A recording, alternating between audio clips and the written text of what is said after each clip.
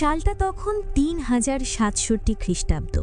সেই সময়ে নমরুদ নামে এক ভয়ঙ্কর যোদ্ধা ছিল। সে সব সময় চাইত তার যোদ্ধাদের দিয়ে পুরো দুনিয়া নিজের করে নিবে। এই লক্ষ্য পূরণ করতে সে টানা ৭ বছর ধরে রক্তক্ষয়ী যুদ্ধ চালায়, কিন্তু সেই দীর্ঘ লড়াইয়ে নমরুদ পরাজিত হয়।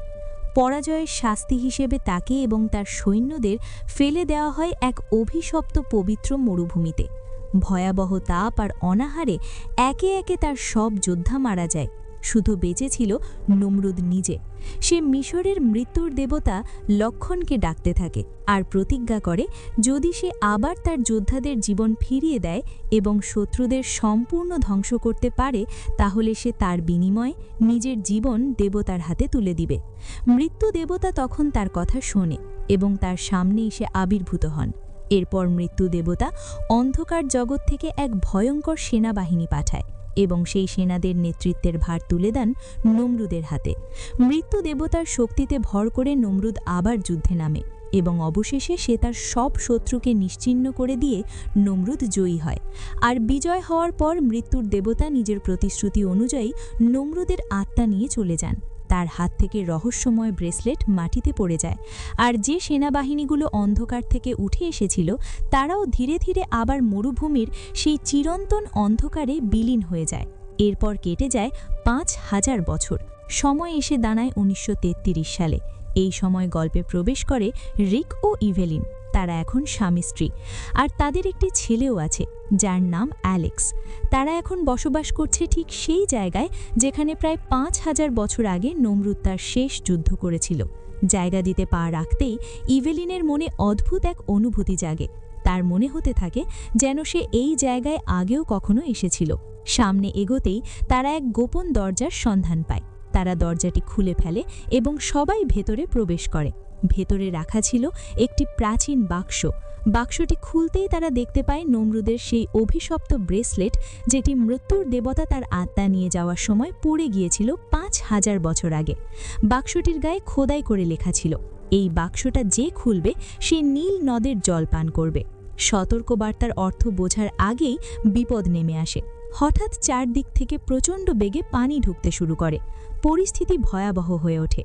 অনেক কষ্টে আর বুদ্ধির জোরে তারা সবাই সেখান থেকে প্রাণে বেঁচে বেরিয়ে আসে এবং তারা সেই জায়গা ছেড়ে রিক, ইভেলিন ও অ্যালেক্স ফিরে যায় লন্ডনে। মিশরের ভয়ঙ্কর স্থান হামুনাপত্রা। এই অভিশপ্ত জায়গাতেই একসময় হিমোটেনের মৃত্যু হয়েছিল, আর এখানেই লুকিয়ে রাখা ছিল রহস্যময় বুক অফ দ্য ডেড। বহু বছর পর কিছু লোক সেখানে খনন কাজ শুরু করে। খননের এক পর্যায়ে তারা সেই ভয়ঙ্কর বইটির সন্ধান পায়, যার শক্তিতে মৃতকেও জীবিত করা সম্ভব। শুধু তাই নয়, মাটির গভীর থেকে তারা হিমোটেনের সংরক্ষিত মৃতদেহ খুঁজে পায়। ঠিক তখনই সেখানে হাজির হয় এক রহস্যময়ী নারী, যার চেহারা অবিকল হিমোটেনের প্রাচীন প্রেমিকার মতো। আসলে সে আর কেউ নয়, হিমোটেনের এই প্রেমিকা। তার পুনর্জন্ম হয়েছে। এখন হামুনাপত্রায় থাকা প্রত্যেকের লক্ষ্য একটাই, নমরুদের ব্রেসলেট। তবে খুব দ্রুতই তারা জানতে পারে সেই ব্রেসলেট এখন মিশরে নয়, রাখা আছে বহু দূরের লন্ডনে। এদিকে লন্ডনে কৌতূহলী হয়ে অ্যালেক্স সেই প্রাচীন বাক্সটির কাছে চলে যায় এবং না বুঝেই ব্রেসলেটটি হাতে পড়ে ফেলে। সঙ্গে সঙ্গে অদ্ভুত ঘটনা ঘটে। ব্রেসলেট থেকে তীব্র আলোর রশ্মি বের হতে শুরু করে, আর তার চোখের সামনে ভেসে ওঠে গিজার বিশাল পিরামিড। হঠাৎ এসব দৃশ্য দেখে অ্যালেক্স পুরোপুরি হতভম্ব হয়ে যায়। সে বুঝতেই পারে না আসলে কি ঘটছে এগুলো তার সাথে। ভয় পেয়ে তাড়াহুড়ো করে ব্রেসলেট খুলতে চায়, কিন্তু যতই চেষ্টা করুক ব্রেসলেটটি অ্যালেক্সের হাত থেকে আর খোলে না। এদিকে কিছু সোলজার হঠাৎ করে ইভেলিনের বাড়িতে হানা দেয়। তারা ব্রেসলেটের বাক্সটি সহ ইভেলিনকে জোর করে অপহরণ করে নিয়ে যায়। বিষয়টা বুঝতে পেরেই অ্যালেক্স দৌড়ে গিয়ে তার বাবার রিককে খবর দেয়।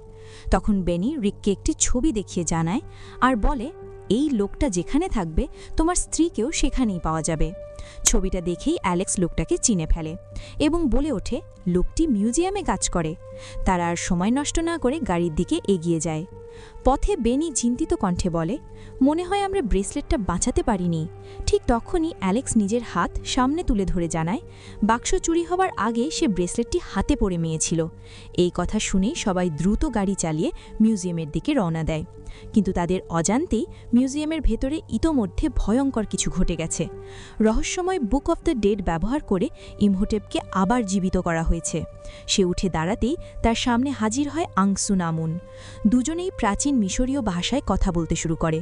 যদিও এটি আংসুনামুনের নতুন জীবন, তবুও তার আগের জীবনের সব স্মৃতি অক্ষত ছিল। এরপর তারা সেই বাক্সটি খুলে দেখতে পায় যেখানে নমরুদের ব্রেসলেট থাকার কথা ছিল, কিন্তু ভেতরে কিছুই নেই।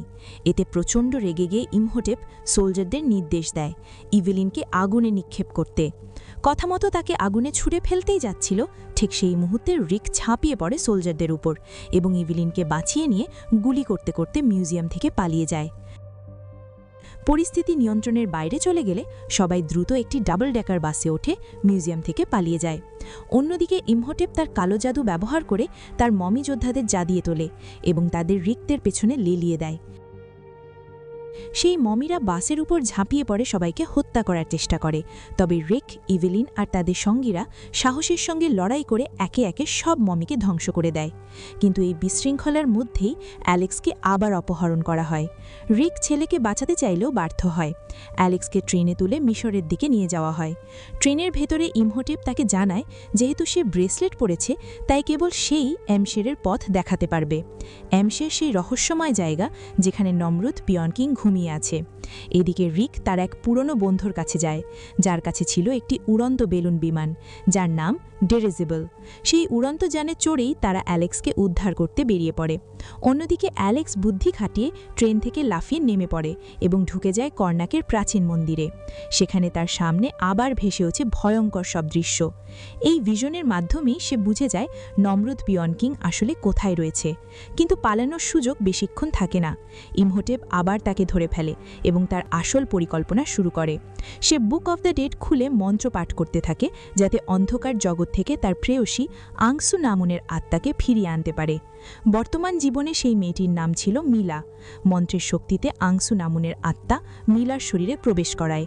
তখন মিলা তার আগের জীবনের সব স্মৃতি, ইমহোটেপের সঙ্গে তার প্রেম, সব কিছু দেখতে শুরু করে।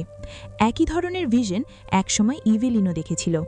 এই কারণেই গল্পের শুরুতে ইভেলিন প্রাচীন মিশরের জায়গাগুলোতে গেলে নানা দৃশ্য দেখতে পেত এবং সেই ভিশনের সাহায্যেই সে গোপন দরজা খুলে স্করপিয়ন কিংয়ের ব্রেসলেট খুঁজে পেয়েছিল।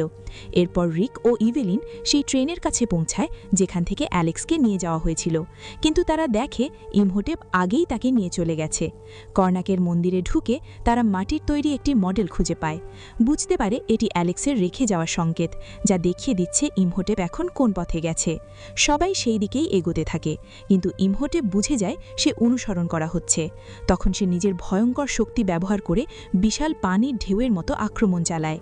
সেই আঘাতের রিকদের উড়ন্ত যানটি সম্পূর্ণ বিধ্বস্ত হয়ে যায়। কোনো মতে রিক, ইভেলিন আর তাদের সঙ্গীরা বেঁচে যায়, তবে পাইলট পিছনে পড়ে যায়। বাধ্য হয়ে বাকিরা হেঁটেই সামনে এগোতে থাকে।